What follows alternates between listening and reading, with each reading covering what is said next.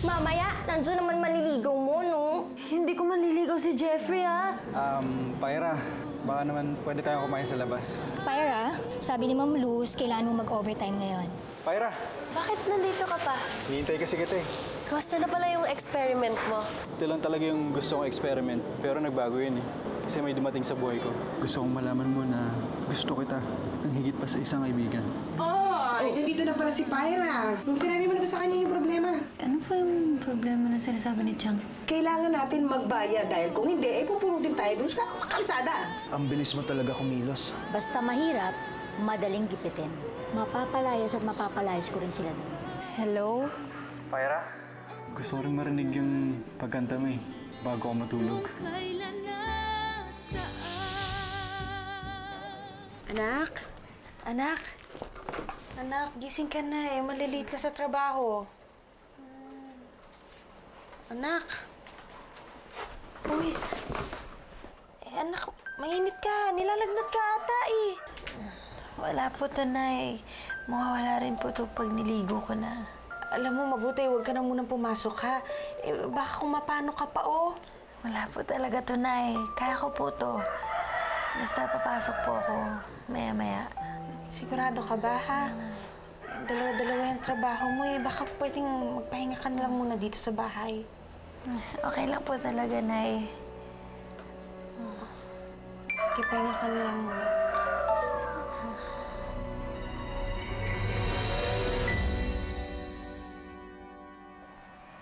Cindy?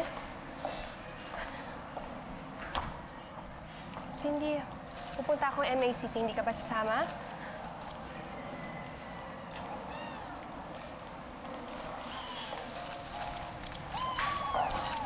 Nagtatampo ka pa rin ba? Ako naman kasi, May. Alam mo namang mahalaga na makapasok ako sa choir. I know that, anak. But you have to learn na hindi lahat ng bagay nakukuha ng mabilis lang. Yes, you live a sheltered life. Pero anak, hindi mo naman alam kung ano yung mga pwede pang mangyari in the future. Kaya ikaw, dapat matuto kang tumanggap ng pagkatalo. I'm fine with losing, Ma. Huwag lang kay Pyra. Mabait si Pyra, Cindy. Maybe you just need to give yourself a chance to know her more. Befriend her. Malay mo, magustuhan mo rin siya. No way. Alam mo, Cindy, na hindi ko maintindihan sa'yo. Hindi ko maintindihan kung bakit ang bigat-bigat ng loob mo kay Pyra. Basta I don't like her. Hindi ko siya feel. Kaya huwag mo na ipagpilitan na makipagkaibigan ako sa kanya. It won't happen, Ma.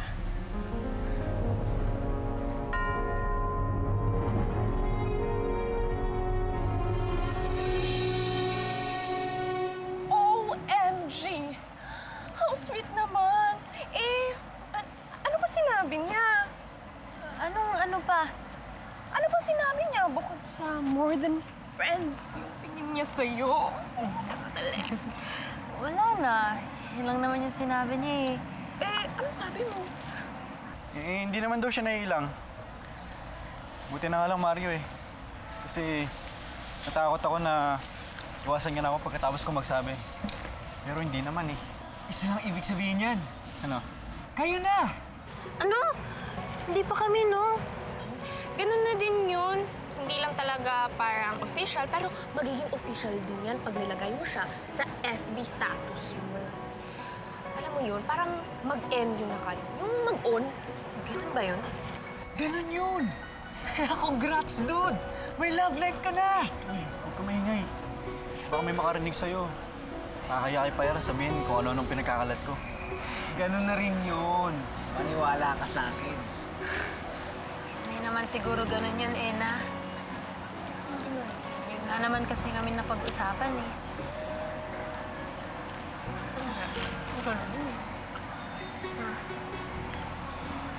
Okay ka lang ba?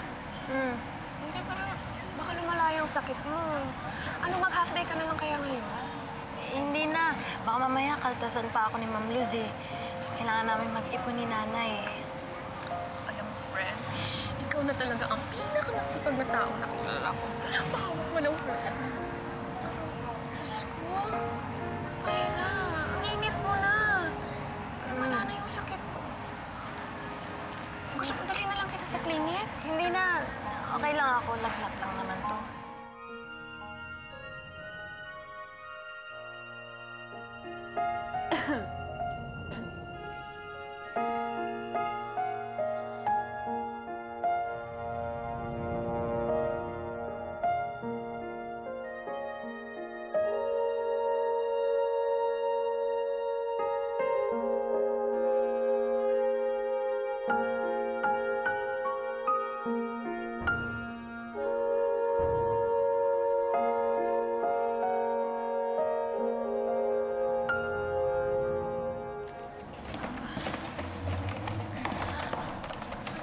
Ano?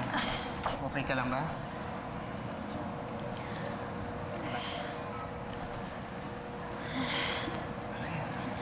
Okay lang po ako. Di bale, sige, rest muna tayo, ha?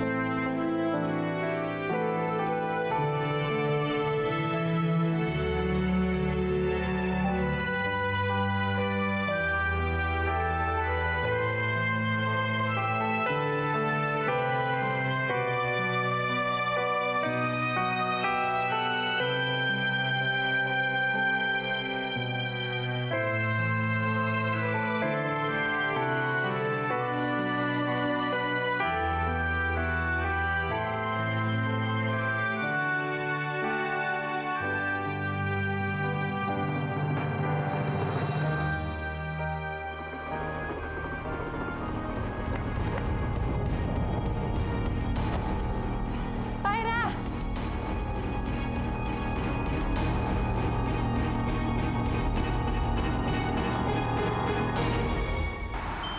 Naku, Madam B. Mataas po yung lagnat niya, ma'am. Kaya pala siya hinimatay. Sige, nurse, pahingi na lang ako ng towel tsaka ng water. Sige po, kukuha po ako.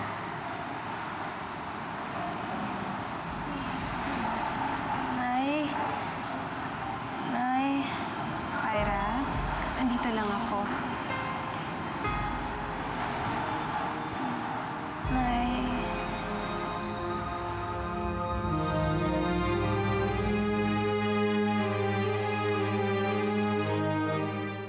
Nay?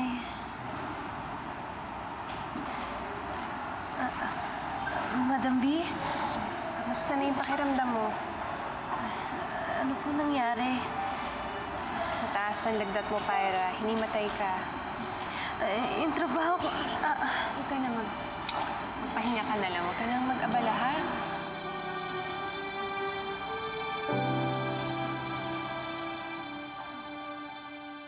Just send her home para walang alagain dyan si Mommy. Please lang, ilayo mo siya sa Mommy ko. What's wrong? That, Pyra. May sakit daw at inaalagaan ni Mommy sa clinic. Grabe, tita. Ang KSP talaga. Kaya Mommy ba nagpa-baby, ha? Kapal.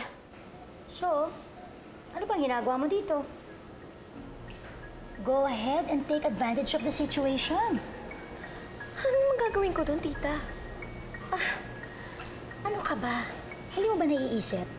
Kung may sakit yung Pyra na yon, ibig sabihin, hindi siya makakapag-perform. This is your chance para mabawi mo na yung slot na yon. Hindi palitan mo siya sa choir. Galing mo talaga, tita. I like that. I know you like it. Para ano pang naging brilliant tita mo ko. Good luck. Thanks, tita. Guys, sandali lang, ha? Hintayin lang natin si Pyra. Nasa clinic siya, eh. Okay? Aidan, Sir Tito? What can I do for you? I want you to welcome Cindy to the choir. Ano? I mean, ano pong sabi niyo? Eden, si Pyra may sakit, di ba? Sa lagay ng katawan niya, hindi siya makakapag-perform mamayang gabi. So, hindi mo lang papalit sa kanya. Sir, wait lang po. Kakausapin ko muna si Pyra. She has to know about this first. Yeah, pero nasa klinik siya ngayon. Hindi nga makabangon eh. Sir, hindi pa po nag-rehearse si Cindy eh. Kaya nga ako nandito eh. Well, kung may problema, I can call Daddy right now. Para ikaw na rin mismo kumausap sa kanya. After all, I think he can decide on this as a board member.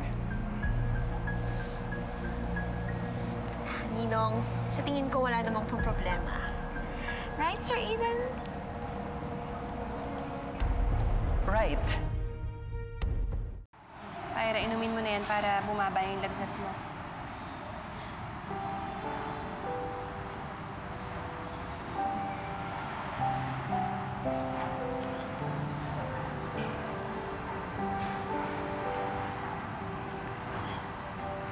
Teka na. Pasensya na po, Madam B, ha? Kayo pa pong boss ko ang nag-aalaga sa akin.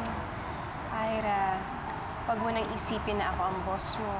Alam mo namang hindi na iba yung turing ko sa'yo eh. Tsaka ayoko na mauulit to, ha?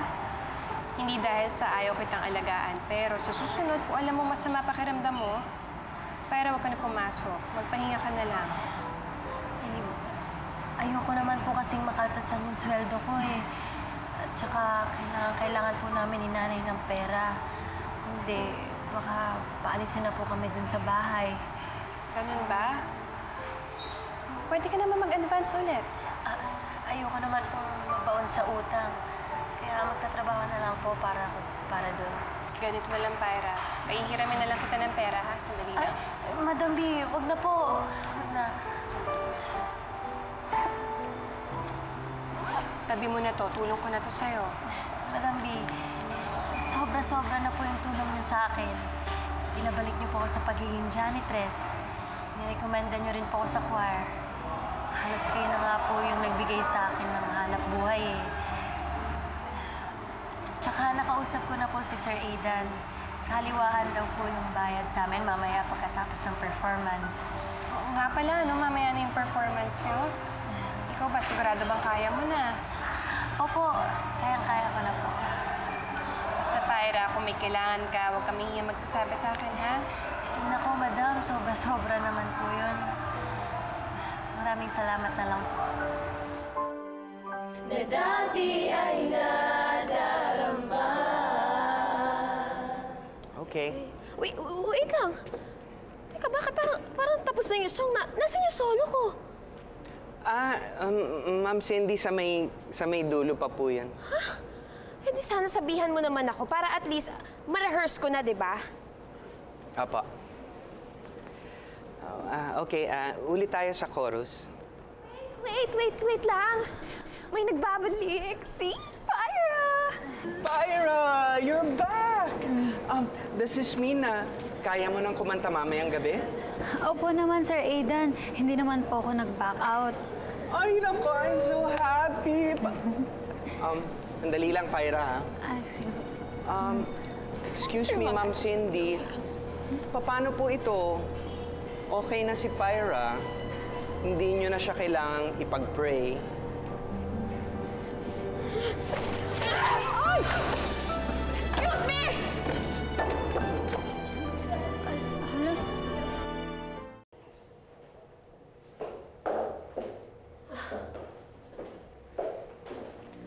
Can you please get out? Gagamitin ko ang CR. Ang laki-laki naman nitong CR. Ang dami pang cubicles. So, hindi mo naiintindihan. I don't want to be in the same room with you. So, pwede walis ka na? Sorry, pero nagre-retouch pa kasi ako. Kapal din ito, ah. Alam mo, ang galing talaga ng friend kong si Pyra, no? Pasok na siya sa choir, pasok pa siya sa puso ni Jeff. That's Sir Jeff for you. And for your information, walang gusto si Jeff sa Pyra na yan. Kaya huwag ka diyang feeling at assuming. Sabihin mo rin niya sa friend mo. Ay, hindi ka yata updated, ma'am. Kasi yung Sir Jeff na friend mo, na tapat na sa kaibigan ko. Kung ayaw mong maniwala, pwede mong tanungin si Sir Jeff. So, tapos na akong gamitin yung CR. Now, it's your time to shine. Sa'yo na ang lahat ng to. Goodbye. Diyos ko naman, Merly. Hindi naman makakabuo ng bayad tong utang mo sa palima-limandaan. Eh, huwag kang mag-alala, ate. Nakausap ko si Pyra. Sabi niya, malaki-laki yung maiuwi niya mamaya. Kasi nakausap niya si Sir Aidan niya. Eh, pwede niya daw advancein yung mga sa susunod yung pagkanta. Kaya makakabayad na tayo ng utang. Ako sana naman talaga, Merly, no? Dahil kung hindi, mapipilitan akong itapon kayo sa kalsada. Pero ganun pa man, manonood tayo ng show ngayon ni Pyra. Meron daw tayong 2 ticket. Isa tayong 2, Merly. Oo nga, ate. Naku, hindi ko palalagpasin to. Ayos na tayo. Bis ka na talaga. Bis na rin ako. Sige. Bakit mo naman ginanon si Ma'am Cindy? Mamaya ikaw yung pag-initan nun.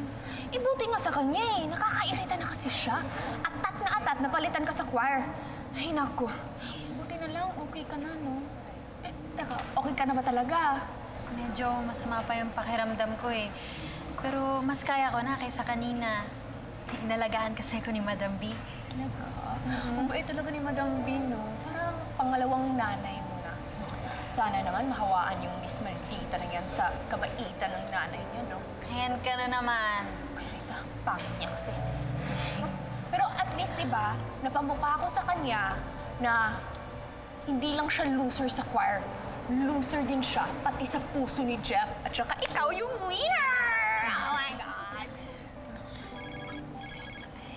Saglit lang, Ena. Hello, Jeff? Hello, Pyra? Anong favorite color mo? Pula. Bakit? Basta. Malalaman mo rin mamaya. Sige, paano? Tala lang tayo mamaya. See you. Sige, ingat ka ha. Ang sabi, sino yun? Wala.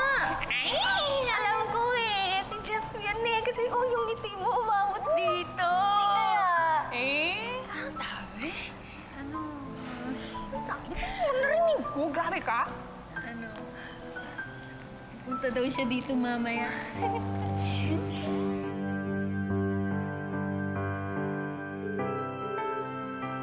Hello? Hello, Vincent's Flower Shop.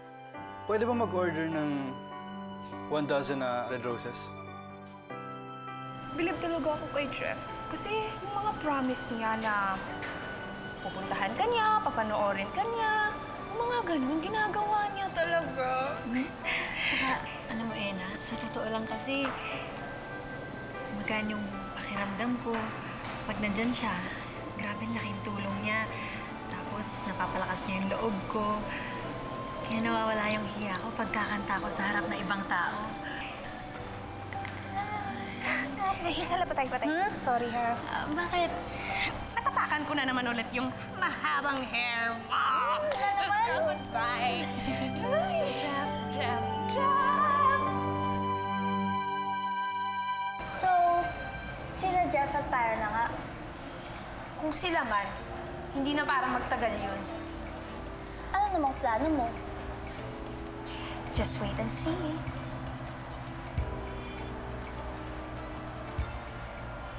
Ayan na sila.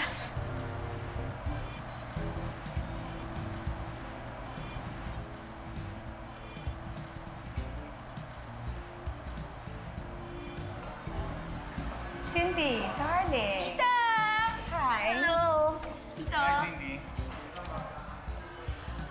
Well, I'm surprised to hear from you.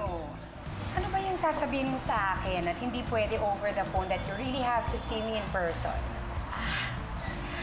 Sasha, can you please excuse us for a moment? Sure. Thanks. Tita Eleanor, Tito Larry, may dapat po kayong malaman tungkol kay Jeffrey. Kay Jeff? Bakit?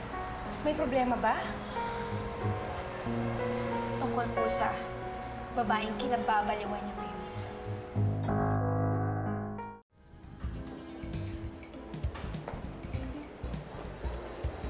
Bye, Tita Eleanor. Bye, Cindy. Huwag kang mag-alala. Yung pinag-usapan natin tungkol kay Jeff, ako nang bahala doon. Okay? Take care. Okay, bye. Dito.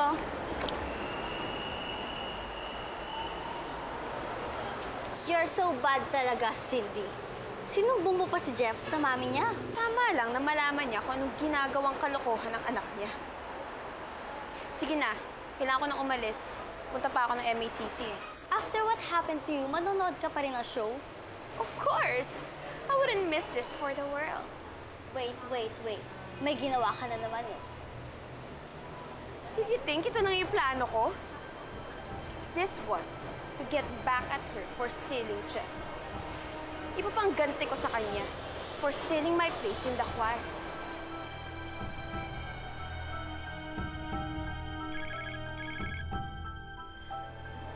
Hello, Mom Cindy? Nagawa mo na ba? Yes, Mom. Nagawa ko na.